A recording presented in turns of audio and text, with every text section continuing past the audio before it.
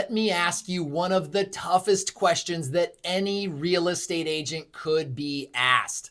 How many prospecting phone calls did you make last week? How many appointments did you go on face to face last month? What is your year-to-date conversion ratio? Can you answer any of those?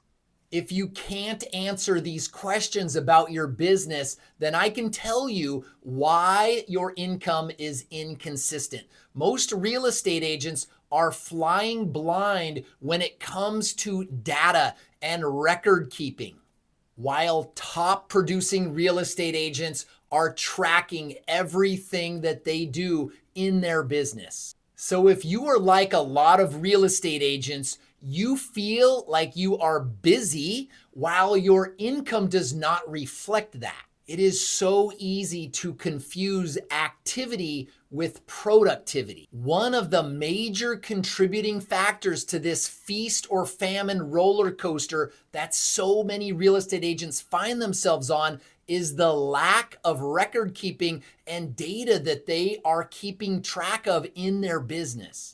There is a great quote by a business coach named Michael Gerber, and he said, "What gets measured gets managed." Now, I can tell you that the top real estate agents are keeping track of their income producing activities. There are so many things that we do in this industry in our day that we need to be tracking so that we can see how it affects our business. Do we need to be doing more of it, or do we need to be doing less of it? We won't know until we track it.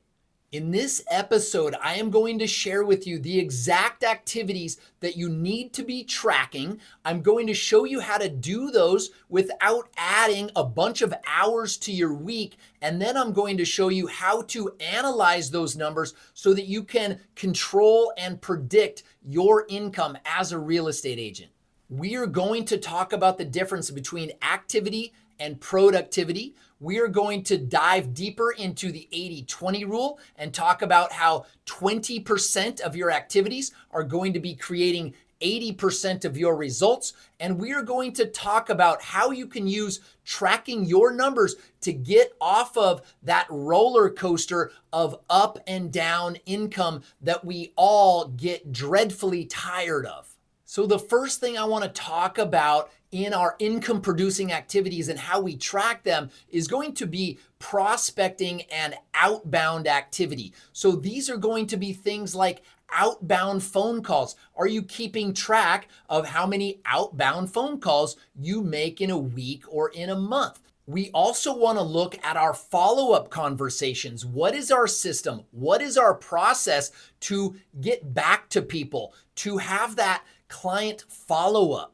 The next thing we want to look at tracking would be outbound emails, outbound text messaging, outbound direct messaging through some social media platform that you're using. We want to be tracking this stuff so that we can measure it and then do more. If you made 30 phone calls last month and then you made 10 phone calls this month and somehow your leads are down and your income is down, we can look back and we can see, what was I doing in those 2 or 3 months prior to that really good month that I had? What was I doing? And maybe should I start doing that again? These kinds of outbound activity, things like sending out thank you cards, these kinds of things are the lifeblood of your business, and you have to have a system. You have to have a process to keep doing them day in and day out so that that volume of work accumulates for the month.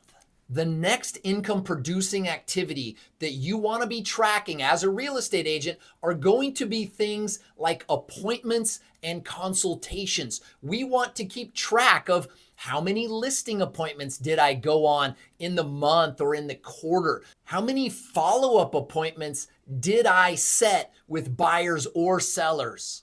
How many property showings did I go out on? Or how many open houses did I host? These are the type of things that you need to know so that you can develop some kind of a flow or a system or a goal. If you know that making 30 phone calls in a month outbound is your secret formula to the income that you want, then you know what your marching orders are for next month and the month after that. It's going to be 30 outbound phone calls. So if we don't know these numbers, then we can't strive to anything. We can't set the goal. The next income producing activity that we need to be tracking is going to be listings and contracts written, those kinds of things, so we can keep our data straight. We want to know how many listings we had last year, how many buyer contracts we wrote up last year, so that we can set our income goals and our transaction goals for the following year. Some of these things might feel like common sense or obvious, but I am telling you, after working with real estate agents in my mortgage lending career for 21 years, if I were to ask almost any real estate agent that I work with, how many transactions did you close last year? What was your closed volume last year? How many leads did you get last month, last year? Nobody knows this stuff. No one knows this stuff. So if you're not tracking these things, believe me, you are not alone.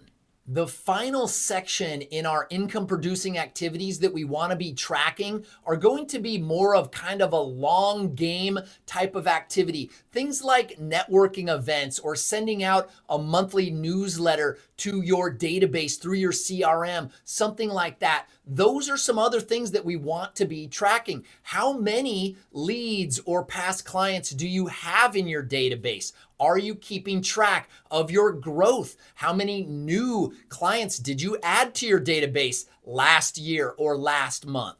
Are you doing any community involvement or volunteer work? Are you posting that on your social media? These are other things that we want to be tracking. Maybe you set a goal for yourself to do one community event or fundraiser type of event once a quarter. So now you're holding yourself and you're kind of shaping your calendar from year to year by committing to this kind of activity. So next, I want to talk with you about what we do with all of this data, all of these numbers. And I can tell you that as a mortgage lender for 20 years, this is my favorite part. I love looking at numbers. I love looking at spreadsheets. I love creating spreadsheets, looking at ratios, and I'd like to help you with that. So the baseline ratio that I think everyone needs to know is their leads to closing ratio. So let's talk about how that works. If you closed 12 transactions in a year and you had 48 leads in that same year, what does that tell us? So we're going to turn that into a ratio. So what we're going to do is see how many times 12 goes into 48, which is 4. So that means you need 4 leads per month and you close one of them per month. So now you have your 12 closings. So as you're planning for next month, if you want to close 12 transactions, you know that you need 4 leads per month to do that. Now, you wouldn't know that answer unless you were tracking your numbers, and that's what I am here encouraging you to and help you to do. So if you are not tracking your numbers, then you would not be able to do this kind of math, and that's what I am here to help you with.